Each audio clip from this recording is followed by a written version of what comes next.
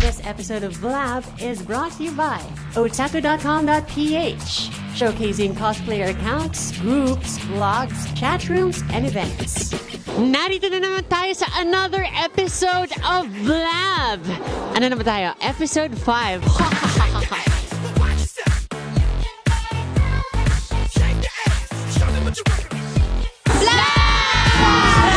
Eternal Spring of Youth time. Opo. Tama ba? Opo. At nagpapaypay tayo. Yung eyebrows mo ba totoo? Hindi po. Pagkala ko electrical tape, yung pwede mo itanggalin. Tingin mo sa syringe na yan, nurse ka ba talaga o mamamatay tao? Pwedeng pareho. Nakakatakot siya maging nurse, di ba? Kapag tumusok kayo sa'yo, tapos hinigupan ka niyan, ano na lang matitira, di ba? I'm cosplaying Rokodaime, the Sixth Hokage. Sino po yun? Si Naruto. Si Naruto! Hindi naman po nagalit yung nanay mo nung pinakalkal mo sa pusa yung kortina. Hindi naman. Ay, di naman. Joke lang kuya, ikaw naman. Yung hair mo naman talagang parang pwedeng kainin. Cotton candy. Cotton candy na cotton candy. Okay yung ganyan. Pag nalagyan ka ng dugo, hindi halata. Kaya green yung suot na nasa hospital.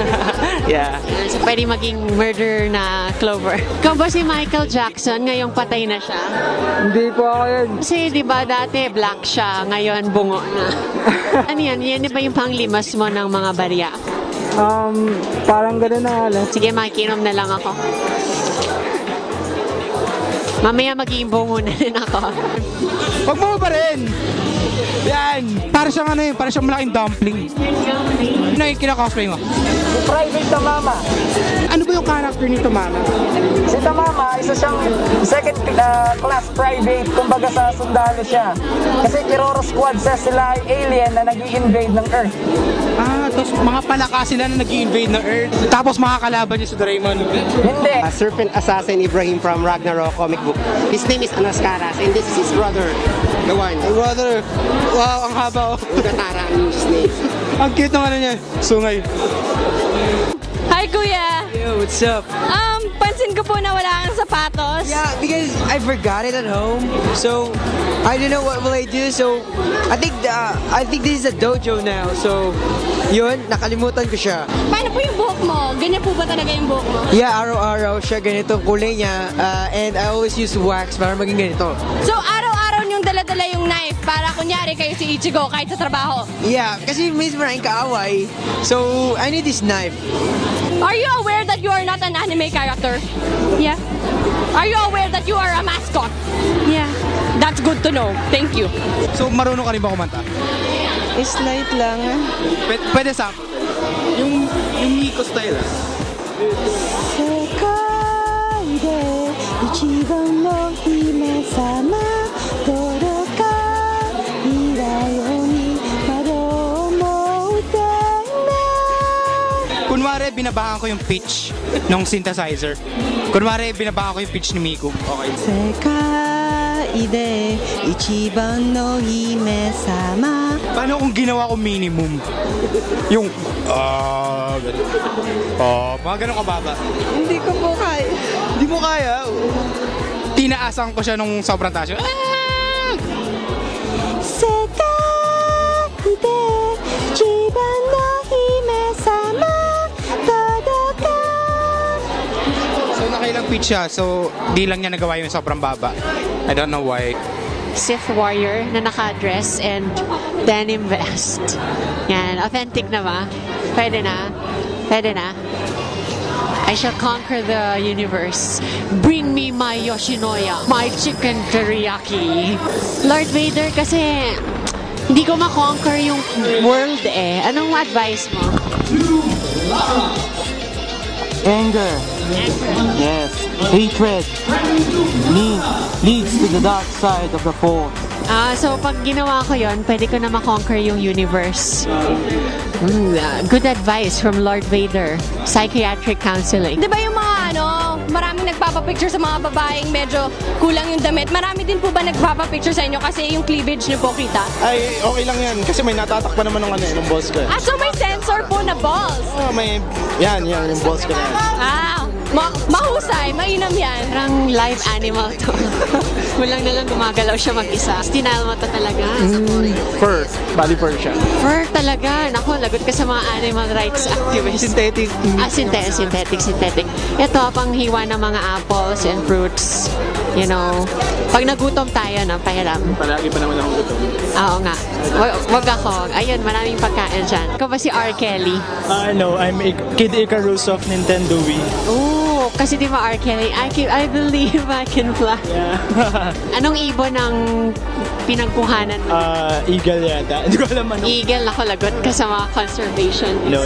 Environment friendly thing. Synthetic. No ingredients taken from nature. From the animals, yeah. Ito yung sa mga, oops. Medyo fragile pala yung clothing niya. Yes. Ito yung parang sa salon na nakita natin kanina. Marami kayong may ganyan ngayon. Yung bib na pambata. It's so long! Look at his mouth. It is so small. Look at the shape of this thing. Does it remind you of anything?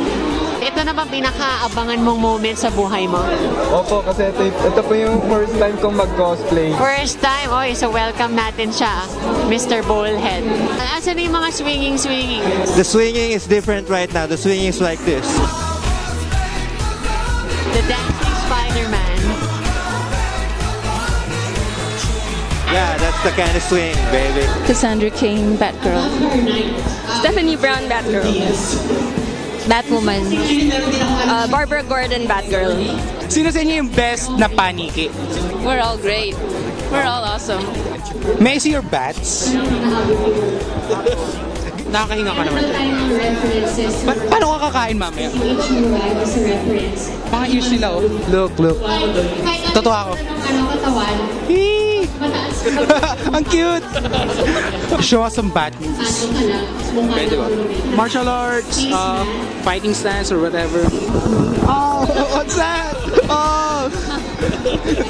Anong bat move yan? Anong bat move yan? Hindi ko alam. Batibot yun. Punch. Oh. Isa pa. Ay.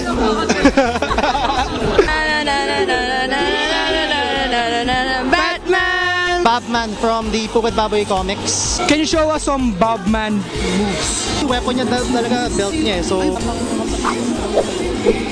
wow. Sakura. Bakit si Sakura? Kasi pink na pink ako. Di ba hawk yung mga nagbebenta ng mga gamit? Hawker. Hindi. Oh, ang lalaking feathers. Giant chicken siguro to. Lagi ba kayo nagka-cosplay? Yeah. Lagi kaming partner. So, hindi na kayo masyadong excited? Di naman, kasi it's a hobby eh. We do this as a hobby. So, for fun? Yeah. For joy? Yeah. In the bliss of life? Yeah. In brightest day, in darkest night, no master papa can escape my sight. All men who show off their ties, beware, for the gay lanterns bright. Charva!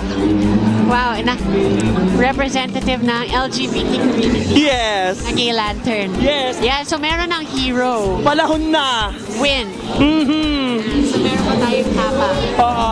Iladlad natin ang ating mga kapa. Triga ako sa'yo, kuya. Yes, ano ka ba? Kalahating cheetah or something? Galing ng tattoo mo eh. Saan mo gawa yan? Poster paint. Hindi ka nakangati. Medyo. Kuya, pwede ka ma-interview? Ayaw. Hello, V. Yes. Kailangan ba, V, dapat lahat ng words ko, vicissitude.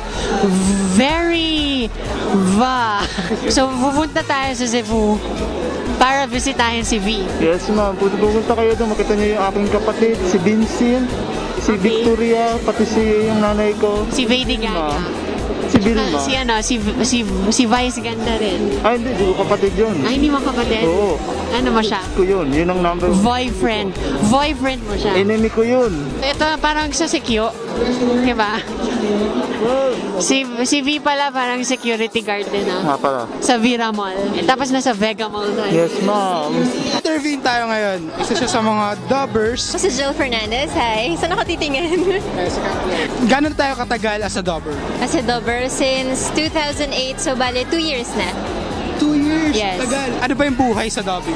Buhay sa dubbing? Well, first off, masaya siya, syempre, kasi pangarap ko yun. And second, buhay sa dubbing, besides pagiging masaya, spontaneous lang. Learning experience. Musta naman yung mga tao sa dubbing? Hindi ka naman... Ang tao sa dubbing, yung mga ganyan. Mababait. Mabait, maganda. Sino ba yung mga characters na dinadub mo dati? Yung mga latest, yung pinaka-favorite ko. Well, yung pinakauna ko, yung debut dubbing ko sa anime, si Nanami Takahashi ng Boku no Gaita. Tapos yung favorite ko, si Setsuna Sakurazaki galing sa Negima. And then yung favorite ko naman, isa pa, si Hajay Gyong galing sa Boys Over Flowers. Pag nag-snap ako, magpapalit ka ng character. Nag-snap? Yeah, pag nag-snap ako, magpapalit ka ng character na dinub mo dati. Dino King. Max, ano ba kasing ginagawa mo? Bilisan... Ano ba, Aibo? Bilisan mo! Kanina pa kami naghihintay dito! Ano ba? Ano ka ba, Jandy? Ginagawa ko to para lang sa'yo. Ay, ang galing, shit. Pwede na siya sa, pwede na siya sa laruan, no? I-record mo yung boses, tapos pag may switch, magpapalit ng boses yung laruan. Galing. Wow. So, anong ginagawa natin ngayon bukod sa dubbing? School, dubbing, tsaka love life. Speaking of love life, nasaan ang love life natin? Ayun, kuya. Yan, interview natin si kuya. Ano bang pakiramdam na may girlfriend na dubber? Ewan ko, kakaiba. Iba eh. Pag nag-aaway ba kayo, nagpapalit siya ng boses? Ay, hindi naman. Hindi pa naman kami nag-aaway. Or pag nilalambing ka niya, ayun, minsan. So, okay ba yung girlfriend na dubber pag may fetish ka sa anime? Oh. Hindi, oh. Wala. Wala, nahuli na natin si kuya. Sinisignify niya yung essence ng survival. Parang ganyan din sa mga Pilipino. Kahit anong problema ang dumaan sa atin, parang nakaka-survive tayo. Mahilig ka ba sa mga ipis ko? Oo. Hindi ka tumitili pag nakita ka ng ipis? Hindi naman. Hindi ko nga sila pinapatay eh. Hindi siya pumapatay ng ipis. Anong ginagawa mo kaya pag nakakita ka ng ipis? Wala, kinakausap ko lang. Salamat. Bakit kuya may yes pa? Hindi, wala lang. Expression lang.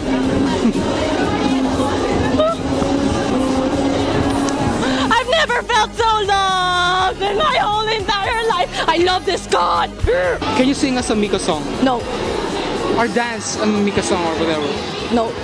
How about a Miko performance? Sayaw. Sumasayaw din siya. Ano yung sayaw niya with the leak? Ganun ba yun? No. Sayaw. Pinutin mo. Ang galing. Game. Mix me. Game. And Ida.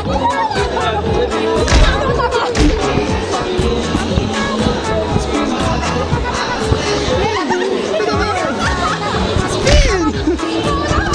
Ba't ako?